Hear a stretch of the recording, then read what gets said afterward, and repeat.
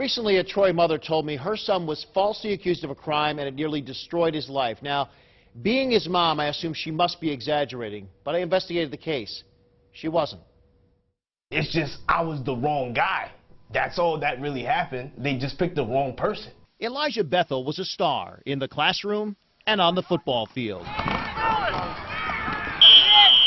But the hit he didn't see coming happened last fall when he enrolled at Buffalo State College. August 28, 3:21 a.m., campus police called to Porter Hall, where a young woman's been groped in her sleep. The attacker flees, dropping cigarettes and a lighter behind.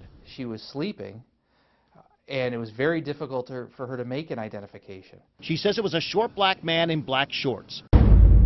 19 minutes later, police say Elijah Bethel in black shorts with 3 of his friends on the other side of campus. He was interviewed. The other gentlemen were interviewed. They told the officer where they were, and they were let go. The 4 say they've been together all night and just came from an off-campus restaurant, Jim's Steakout. According to documents obtained by News 10, 3 of the men are carrying food from there, and Elijah has a receipt for what he ate still in his pocket. They're let go. But 20 minutes later, police knock on Elijah's door and ask him to come downtown. They put me in the elevator, we went downstairs, and everybody on my floor had seen me in handcuffs. The alleged victim is brought down to make an ID. There's no police lineup, just Elijah sitting alone, already in handcuffs. That's very unfair and prejudicial, as far as I'm concerned. The victim says that's him, and Elijah is immediately arrested on felony sex abuse charges. I told the woman, you have the wrong child. Back in Troy, his mother almost drives off the road when she gets the call. I automatically knew that it just wasn't him. This wasn't in his character. It hasn't been, so why all of a sudden? Within hours, Elijah receives an email from the dean telling him he's suspended and banned from campus. As he sits the next 5 days in jail, the media is told, and the arrest is all over the internet. You Googled his name, it was football highlights. After this, you Google his name, nothing but the assault. His attorney meets with the DA's office and is told they're not certain police even arrested the right guy, but they have his DNA, so they'll wait to see if it matches the items dropped in the victim's room. 6 long weeks later, they tell Elijah, never mind, the DNA does not match. All charges are dropped. So why didn't police believe the students who say they were with him that night? Why didn't they wait for the DNA to come back from the lab before making an arrest?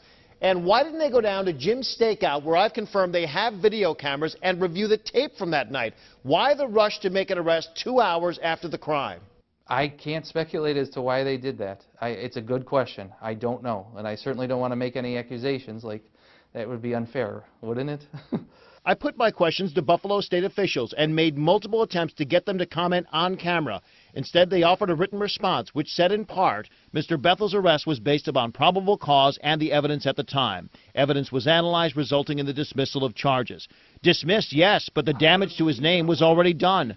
Once cleared, Elijah applies to new schools, writing a personal letter, explaining the mistake, confiding he's a virgin and a good guy. It makes no difference. They all reject him. Except one. I found him 3.5 hours north at Plymouth State University, New Hampshire. The smile is back, the past behind him.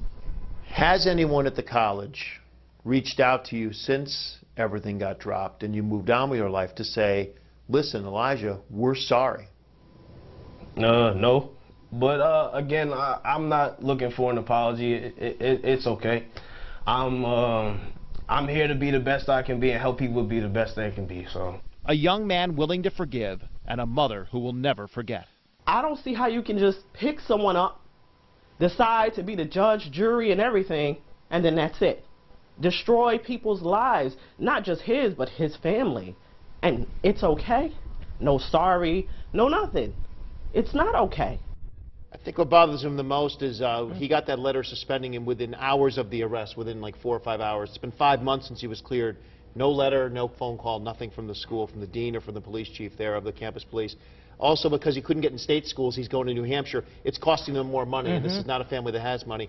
And the last thing I want to say is, I said, are you upset with the young lady who ID'd you? He said, please let people know, absolutely not. He said she was a victim of a crime. She was just looking for justice. He said, in a strange way, they were both looking for justice that night. Her for what happened, and for him for being arrested when he didn't do it.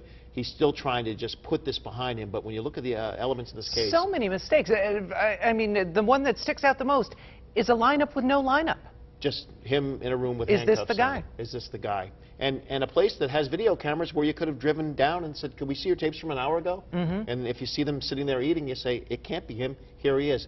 None of that was done. This assault happened a little bit after 3 a.m. He was arrested by 5 a.m. This was just done. And by the way, whoever did this, still out there. Still out there. Yeah. All right. Thank you, John. I'm sure this is not the last we've heard of this story, and We'll see see, how it yeah. unfolds.